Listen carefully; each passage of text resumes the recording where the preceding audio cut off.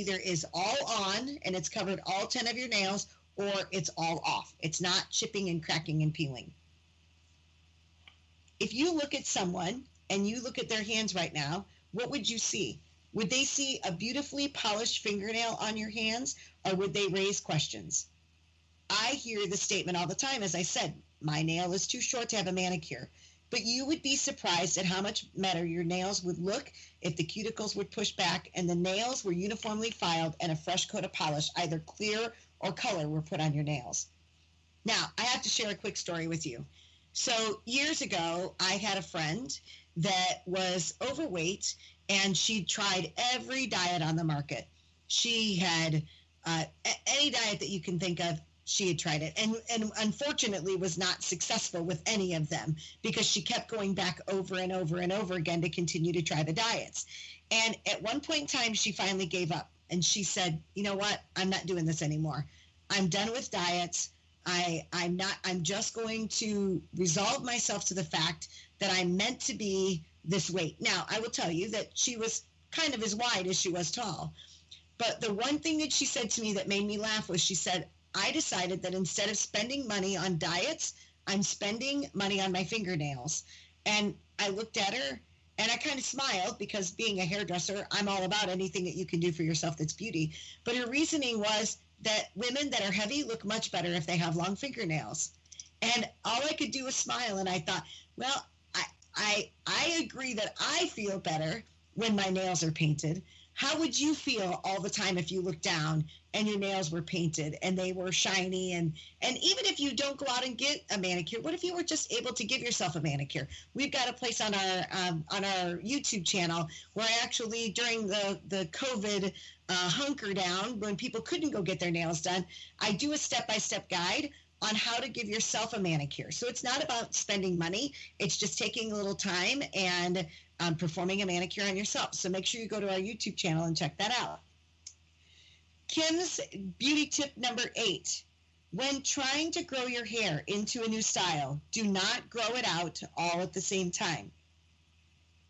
About 14 days after your last chemotherapy appointment, your hair will start to grow back. Now, you may not notice any growth right away, as your hair only grows a half an inch a month. So to see 2 inches of hair, it may take about 6 months. But be encouraged that it is growing. You may ask yourself, when is it time for a haircut? The answer to that question is when you can place the palm of your hand on the top of your head and you're able to pinch enough hair between your pointer and your middle finger, it's time to get a haircut. So do that right now. If you place your hand on the top of your head and you're able to pinch the hair between those 2 fingers, if there's enough hair to pinch, it's time to get a haircut.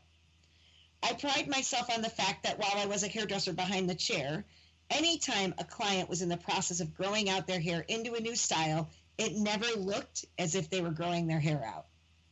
Their hair always had a style to it, even succeeding with length, a good transition to the next, until it was desired longer style achieved. So what I would do is, one haircut, I would cut the length. And then the next haircut, I would cut the layers. And then the time after that, I would cut the length. So every other haircut, they were coming in regularly for a haircut. We weren't just cutting the same hair every time. So because we were cutting something different, it maintained the style or transitioned into a newer style, but it always had some sort of a shape to it. And because we were able to do their haircuts that way, one haircut cutting the length and one haircut cutting their layers, it was easier for them to see that they were getting some growth and that they were less likely to give up and cut it off.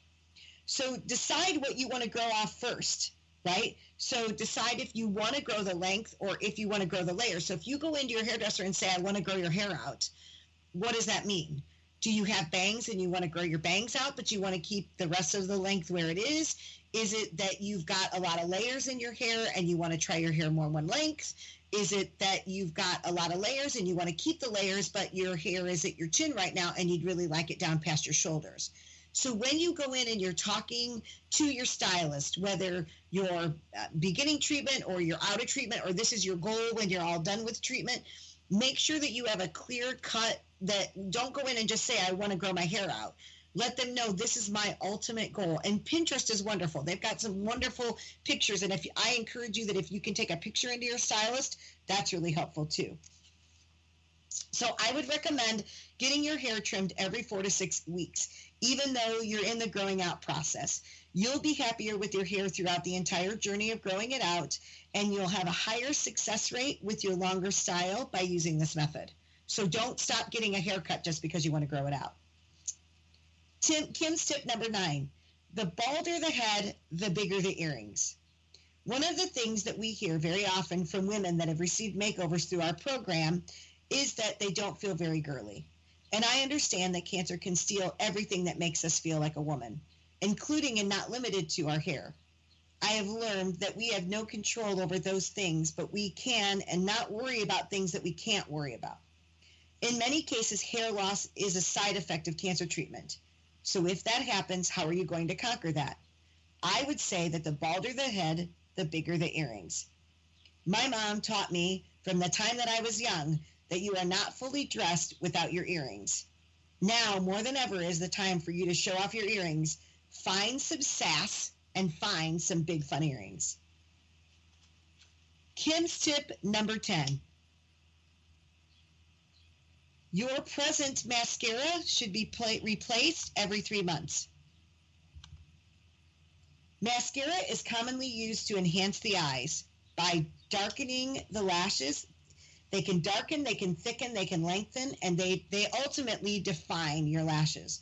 But there are several types of mascaras on the market. Decide what you want your lashes to do and then choose a mascara that by its merits.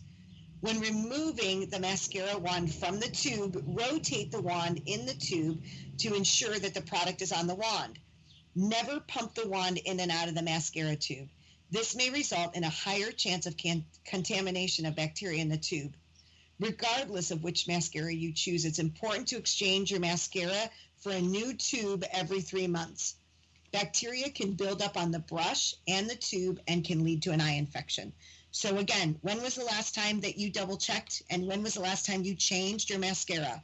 If it's been longer than 3 months, I want to encourage you to go out and buy new mascara. So we are almost out of time for this episode, but I hope this information was really helpful for you. And if you know someone that can use this information, please, I ask you to share this podcast with them so that they too can enjoy the benefits of my top 10 hits. But I also wanted to share with you a few resources. As I mentioned at the beginning of the podcast, I wrote a book. I promise to put my lipstick on when I get there. The Red Carpet Guide to Staying Gorgeous Through Your Cancer Treatment.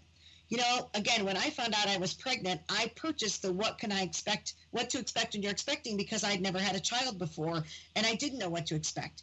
As many women go through cancer treatment, they don't know what to expect either. Many of them have never had cancer before.